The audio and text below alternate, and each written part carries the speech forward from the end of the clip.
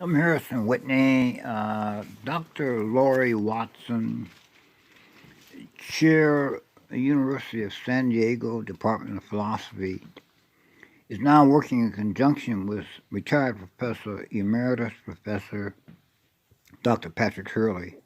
They're working on their 14th edition of Introduction to Logic, Inductive and Mathematical Logic in Combination. I was actually short-sighted and cut off on my last video. However, be that as it may, I'd like to go a step further. Regarding the scientific method, which was invented 346 years before the birth of Christ, perhaps the smartest human ever lived, Aristotle, under the tutelage of Plato for 20 years at the academy.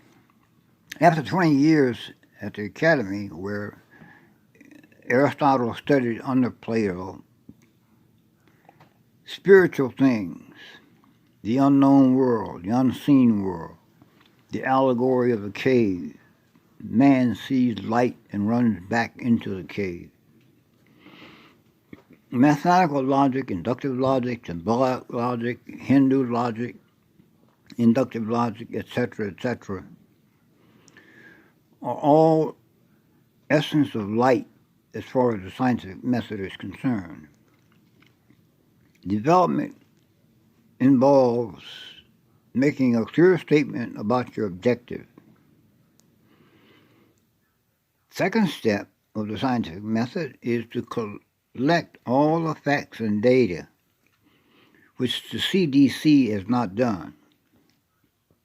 The third step of the scientific method is to categorize the facts and data. Once that's done, step 4 is perhaps nearly impossible. And that's where Aristotle had to stop. And it took approximately 2,400 years, and they're still working on what's called valid figures and moods of syllogistic logic, which is in essence the scientific method. The Center for Communicable Disease and Control has not completed the second, third, nor fourth step.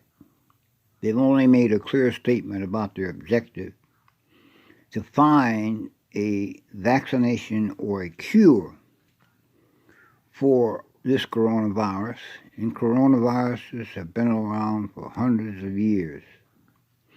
But this is a massive virus which has actually completed what's known as thermodynamic equilibrium. It has what's called a Boltzmann brain. It's a thinking thing. And be this as it may, the Center for Disease Control has only accomplished the first step, making a clear statement about their objective. I spent 40 years under the tutelage of Dr. Patrick Hurley. I utilized his 6th edition of his textbook, and now he's working on his 14th edition in conjunction with Dr. Laurie Watson, who's chairperson at the University of San Diego, which is a private Jesuit school. Now, be this as it may, the point I'm trying to make is, in order to develop a valid scientific hypothesis which involves steps, is actually composed of 3 terms: a major term, a middle term, and a minor term.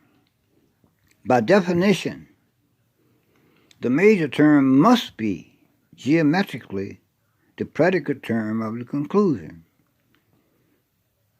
The minor term, which is the second M, must be the subject term of the conclusion. The middle term must occur in both premises, but never in the conclusion, otherwise it's invalid. So there you have what's called shirt collar geometry. It must fit a geometrical pattern, especially in what's called mathematical logic. The esteemed professor, God rest his soul, was actually Willard Van Orman Quine at Harvard University, who's not only retired but deceased. We utilized his text, Word and Object. And whenever we had to take courses involving Willard Van Orman Quine at Harvard University, we referred to it as Quine and punishment. I'm going to leave off here and continue this dialogue further because it's really quite involved. But don't be dismayed. But I must say that the CDC is being most disingenuous in claiming to finding a vaccination for Boltzmann brain who satisfied all three laws of thermodynamics, which has reached what's called equilibrium. Once again, my name is Harrison Whitney. I'm a retired professor of the philosophy of science. I've written and published several textbooks that can be ordered on Amazon.com, SKU 5266. I can be reached at area code 323-648-9843. My website is hwhitney.us. Thanks for listening. See you later. And knock 'em dead at the racetrack. Thank you.